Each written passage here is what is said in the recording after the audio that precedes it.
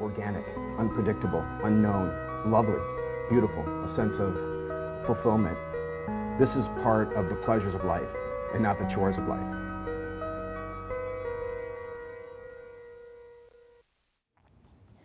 Coming up on another live edition of Daily Iowan TV, graduate students protest. Find out why graduate students are protesting a possible University of Iowa policy change. And later, check out what historic trophy made its way to Iowa City.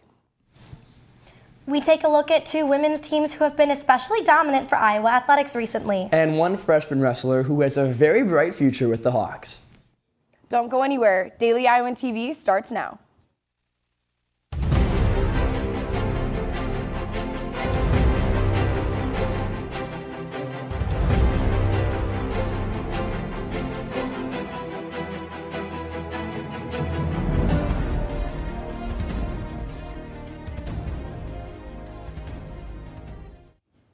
Good morning, and thank you for tuning in to Tuesday's live edition of Daily Iowan TV. I'm Becca Scadden. The graduate student union known as COGS protested against the UI for not publicly opposing cuts to the benefits of graduate student workers. These benefits include affordable health care, tuition scholarships, and supplemental pay. COGS graduate workers are concerned that these benefits may be in jeopardy now that the benefits are no longer covered under public sector bargaining. COGS protesters picked up signs and made their way to both the president's office and the dean of the college's office to voice their concerns. And it describes in the letter that pretty soon, depending on what the legislature does, the university will have unilateral authority legally to decide what our benefits are in certain areas. And that is when we will see the true colors of many people at this institution. The president of COGS stresses that all members are loyal Hawkeyes who want to do right by the UI and their undergraduate students and continue to be treated fairly. UI officials at the protest chose not to comment. Women's rights have been in the spotlight recently, and the Women's Resource and Action Center held an event Monday night to give women a chance to speak out. Daily Iowan TV reporter Sydney Zatz has more. With women's rights issues taking center stage in the news, the Women's Resource and Action Center held an event called Cards for Humanity. Women gathered to write to lawmakers to talk about how they would take action to preserve their rights. We wanted to do something to follow up to all of the organizing that's happened in the last couple of weeks, starting with the March on Washington. So in part, we wanted to give people a place where they could find community, where they could hang out together, and also empower them to make their voices be heard. A lot of people are affected by this from an intersection of different backgrounds, by the events that have been happening recently. I mean, the Women's March that happened last weekend was unapologetically for people of all races, people of all genders, people of all backgrounds. And here too, I think people are coming from all different diverse interests and backgrounds that want to try and look out for their neighbors and look out for the best interests of this country and the things that we stand for. To find out more about how to get involved with the Women's Resource and Action Center, go to wrac.uiowa.edu. Reporting from the Women's Resource and Action Center, Chris Cervantes and Sydney Zatz, Daily Iowan TV. The UI Department of Public Safety has decided to extend hours for its night ride service. The Safe Transportation Service's new hours are from 7 p.m. to 6 a.m. 7 days a week. This is a 3-hour extension from their original hours of 10 p.m. to 6 a.m. President Donald Trump has begun carrying out his campaign pledges. One of these pledges is pulling the United States out of the Trans-Pacific Partnership, a treaty between the United States and 11 other Pacific Rim countries. How will the withdrawal affect Iowans? Daily Iowan TV reporter Zhao Li brings us more. The Trans-Pacific Partnership was said to be the most progressive trade deal in U.S. history, according to President Obama. It was a very controversial treaty with 11 other Pacific Rim countries. Those nations agreed to buy and sell things to each other without imposing trade barriers, without imposing taxes, import taxes, we call those tariffs, or quotas or things like that. But at the same time, there are also some international political provisions involved. In the sense of wanting to compete with China in this area. So China's been trying to negotiate kind of a free trade deal with similar countries. And the U.S. wanted to sort of open a deal with these countries as well. Starting last Monday, President Donald Trump made an executive order to officially abandon this multinational trade agreements, which he called, quote, great thing for the American worker. The reason Trump pulled out of it is that there are some industries that would have suffered from it, as tariffs on products from other countries got lowered. Some manufacturers would have moved to other countries to sort of capitalize on somewhat lower wages. However, to industries like agriculture, trade is a main lifeline for agriculture goods, and as a big agriculture exporting state, Iowa can suffer from a loss of potential revenue. Particular countries like Vietnam and Japan would have lowered tariffs on a lot of agricultural goods that Iowa exports, particularly like pork. Iowa was hoping to sell its agriculture goods without a trade barrier, but now it's going to be a lot harder. Whatever trade barrier they have in place, we're going to have to overcome. Reporting in Iowa City, Shelley, Daily Iowan TV. The University of Iowa welcomes its newest faculty member and director of the Iowa Neuroscience Institute, Ted Abel. Before taking over the Iowa's Neuroscience Department, he worked for the University of Pennsylvania. Abel plans to improve the department by creating an undergraduate major, hiring more staff, and growing research programs. Pick up a copy of the Daily Iowan to find out more. Well, Sydney, walking around campus yesterday, it seemed like everybody was excited to finally see some sunshine. What's going on this week? Well, it's definitely nicer out, and I'm from Minneapolis, so it kind of seems like shorts weather, even though I still see people bundled up, Once again, it's going to be a cloudy week in Iowa City. However, while we might have some partly cloudy skies throughout the week, it looks like things will stay pretty dry.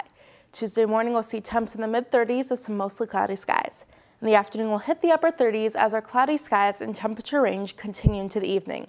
We'll start off the morning in the upper 20s on Wednesday with some mostly cloudy skies as well.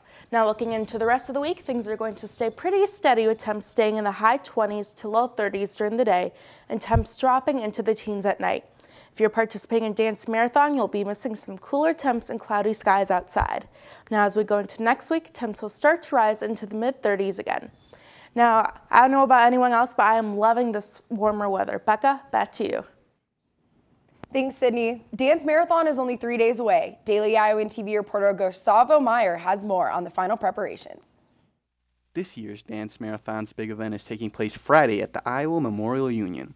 While the event itself is 24 hours, it takes 3 days to complete their setup for the event. We get the main lounge and the second floor ballroom on Wednesday, where we start setting up our big technical equipment, our sound system, all of our lighting, things like that. The deliveries that are coming in, all of our families show up around 3 p.m. and so it just all kind of happens right away. And so this week is really go time for all of our team. We're always really proud of how dedicated they are. This year includes a new second set of acts like a cappella groups in the Hawkeye Room. The current record set last year was over $2.4 million. That helps fund pediatric cancer research at the University of Iowa hospitals and clinics. To engage dancers in terms of fundraising while this large-scale event planning is happening. So we kind of have, I think, the system down to a T. Friday marks the 23rd year of Dance Marathon. Reporting from Iowa Memorial Union, Gustavo Meyer, Daily Iowan TV. The Cubs World Series Trophy Tour made its way to the Iowa Memorial Union. On Monday, over 1,100 people lined up to take pictures with the World Series trophy. The Cubs Trophy Tour organizers contacted the Iowa Memorial Union back in December to reserve their space. The Trophy Tour made its way to multiple towns, wanting to accommodate as many fans as they could to join in the celebrations. Only the first 500 people were guaranteed a picture with the trophy, and the line was monitored from then on. To get a chance to say thank you to our fans in this area and come down to Iowa City as well as some other great locations in Iowa to share this historic experience with thousands of fans that have supported this team for generations. Today, the trophy will be in Cedar Rapids, Waterloo, and Mason City. Well, guys, it was a big weekend in Hawkeye sports. Tell us what's going on this week. Thanks, Becca. That's right. It was another eventful weekend for Hawkeye sports between men and women's basketball, wrestling, tennis, and gymnastics. That's right, Taylor, and it was especially nice to see the men's basketball team and the wrestling team get some big wins this weekend. Yes, the Iowa wrestling team completed their 13-day stretch after defeating Ohio State last Friday. And as the season continues, there seems to be a freshman looking to make a name for himself. Liv Corbett tells us more. Huge win tonight at Carver Hawkeye Arena against number 4 Ohio State. But what really got the fans on their feet was heavyweight Stephen Holloway, who had 2 third-period takedowns to end the meet in a win. I wasn't really paying attention to the dual score per se. Just go out there, and if I take care of business, it's all going to take care of itself. Well, there's going to be a lot of talk about that match and how Stephen Holloway scored 2 fourth-period takedowns. And I say fourth period because of all the video review and whatnot. So he scored 2 third-period takedowns, and he didn't have to go that second one. So now those fans will buy one more ice cream cone. They'll sit there a little bit longer for Stephen Holloway. And that's how you build whatever you need for you inside of you that, hey, I can do this. And that's how you keep your fans in the stand. I've got to really step up for the team, and I've got to fill this spot, not just being a backup coming in. You know, I got to make it my spot and actually put in some work and do good up here. And filling that spot is exactly what Holloway did, winning his first Big Ten match in his career against Ohio State's Josh Fox, giving the last fan standing an unforgettable match. Catch Stephen and the team as they take on Wisconsin this Friday. Reporting in Carver Hawkeye Arena, this has been Olivia Corbett with Daily Iowan TV Sports. Holloway will be looking to get his second Big Ten win this Friday against Wisconsin at 7 p.m. in Carver. The women's tennis team looked to add another win to their 2-0 season as they hosted Northern Illinois University on Saturday. Jacob Sunstad has more. The University of Iowa women's tennis team hosted Northern Illinois University for the first time since 2008, beating them 7-0 last time and 7-0 today. This is also the third season in a row where the women's tennis team has started off 3-0. Elise Van Huvelen, the freshman from England, teamed up with Zoe Douglas but did not get to finish their doubles match. She then turned around and won her singles match in straight sets, 6-2, 6-2. It's just been so great. Like, I love the team a lot, and it's just everybody's so supportive. After winning her first set, 6-3, Zoe Douglas found herself down 4-1 in the second set. She rallied and won her match 6-3, 8-6. It's just believing in the training that we've been doing. We've been working hard, and with Sasha and the coaching staff, like, we've been working hard every day, just pushing ourselves. So you know you've got it in you. You just got to believe in it. And after the sweep over the Huskies, Iowa's head coach is getting ready for in-state rival Iowa State. It's definitely the next progression in the season, and I think it's a match that, again, will be really good for us. Iowa State is a great team, and it'll be a great match, very competitive, and I think that's exactly what we need at this point in the season. Reporting from the University of Iowa tennis facility, I'm Jacob Senstead, Daily Iowan Sports Television. The women will be back in action this Sunday as they host their in-state rivals, Iowa State, in hopes to keep their undefeated streak alive. Moving on to another dominant women's team, the Iowa women's gymnastics team has been on a roll, going undefeated in the Big Ten Conference. Zach Lohman has more.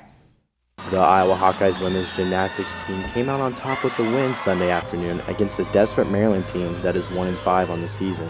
Hawkeyes freshman Claire Kaji helped contribute to the Hawks win with a floor score 9.90 and a bar score 9.85. Kaji talks about how the support of her team helped her finish strong. You get nervous and they're right behind you, cheering you on, telling you that you're good, just like practice, and it really is amazing and it boosts your spirit a lot. Claire wasn't the only Hawkeye dominating on Sunday. Junior Melissa Zorofsky scored a 9.92 on bars and a 9.87 on floor. Head coach Larissa Libby was very impressed. Junior has stepped up and taken on an important role with the team.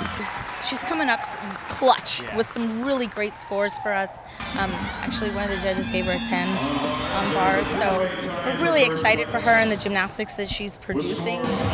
She is the person that drives the environment on our team. One of the things that has impressed head coach Larissa Libby is how the team can come together and cheer each other on.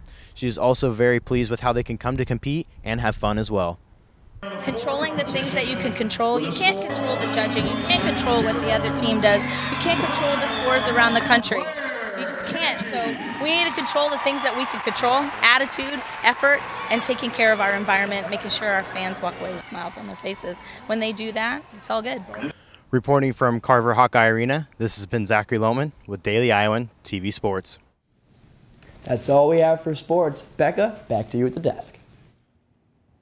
Thanks for tuning in to this live edition of Daily Iowan TV. Be sure to stay up to date with everything Johnson County by picking up a copy of the Daily Iowan. Have a great day.